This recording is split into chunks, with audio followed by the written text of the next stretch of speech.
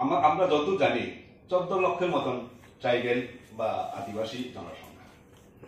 আমাদের প্রধানমন্ত্রী, মাননীয় প্রধানমন্ত্রীজি এবং স্বরাষ্ট্রমন্ত্রীজির যে রাজ্য গুজরাট, সেখানে কিন্তু 1 কোটি প্রায় 100 লক্ষ ট্রাইবেল আছে।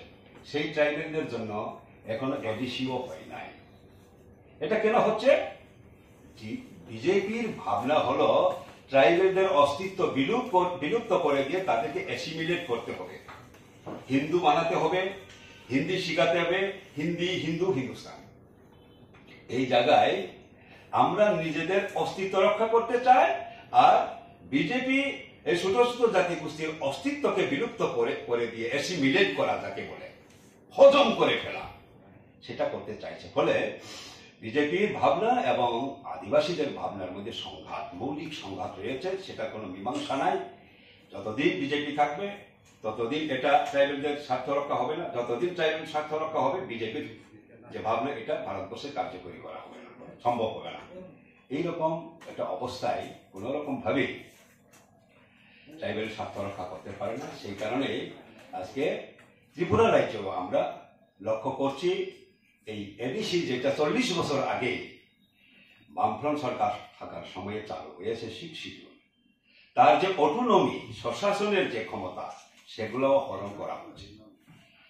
6 শিডিউল আইনে পরিষ্কার বলা আছে ট্রাইবেলদের কাস্টমারি ল করার অধিকার আছে 6 শিডিউলে, এবং সেটা করেছে বামফ্রন্ট সরকারের সময় জমাতিয়া কাস্টমারি ল।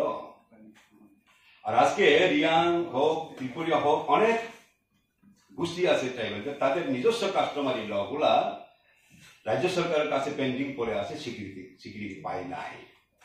এটা এডিসির যে অটোনমি, স্বশাসনের ক্ষমতা, তাকে হরণ করা ছাড়া অন্য কিছু হতে পারে না।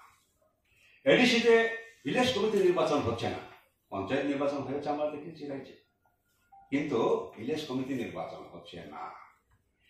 তার মানে কি? এই এডিসি এলাকা সাধারণ মানুষের নিজের গ্রামের প্রধান মেম্বার নির্বাচনের ক্ষমতা পর্যন্ত আজকে হরণ করা হয়েছে। তাদের সে অটোনমি নেই এখন। এটা তো হওয়া উচিত না। আমি যেটা বলছিলাম, ট্রাইবেলদের স্বার্থ যেটা ছিল, যে অধিকারটা ট্রাইবেলরা পেত এর আগে, সেই অধিকারটা এখন পাচ্ছে না। বামফ্রন্ট সরকার যতদিন ছিল এই রাজ্যে, এডিসি এলাকায় ল্যান্ড অ্যালটমেন্ট কমিটি ছিল, এডিসির নিজস্ব ল্যান্ড অ্যালটমেন্ট কমিটি।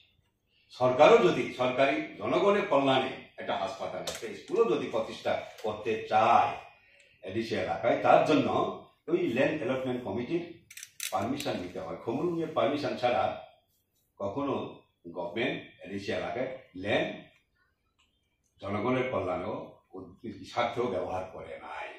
কিন্তু এই সরকার আসার পর সেই ল্যান্ড অ্যালটমেন্ট কমিটিগুলিকে বাতিল করে দেওয়া হয়েছে। অটোনমি অপহৃত হলো এখানে। আর কি আর্থিকভাবে বঞ্চনা করা হচ্ছে। অর্থই যদি না থাকে, ডেভেলপমেন্ট কি করে করবে? সেখানে আজকে আমরা দেখতে পাচ্ছি এডিসি তার কর্মচারীদের সঠিক সময়ে সঠিকভাবে বেতন দিতে পারছে না। সেখানে রিটায়ারমেন্ট চলে গেছে অনেক কর্মচারী। রিটায়ারমেন্ট যারা গেছে তারা পেনশন পাচ্ছে না, পেনশন দিতে পারছে না। এটা অন্যায়। এই ধরনের হওয়া কোনো রকম ভাবে উচিত না। আর তার সঙ্গে এই ত্রিপুরা কথা যে এডিসি পরিচালনার দায়িত্ব আছে, তারাও একই রকম ভাবে এমনিতেই বিজেপি বঞ্চনা করতে আর্থিক ফান্ড সংকুচন করে সেখানে যা কিছু পাওয়া যায় তার মধ্যেও দুর্নীতি চলছে সারা রাজ্যের মতোই এডিসি এলাকায়, এবং অপচয়।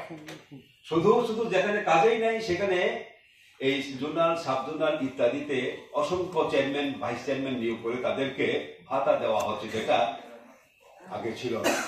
এরকম ভাবে এই লিমিটেড ফান্ডকেও অপচয় করা হচ্ছে। তারপরে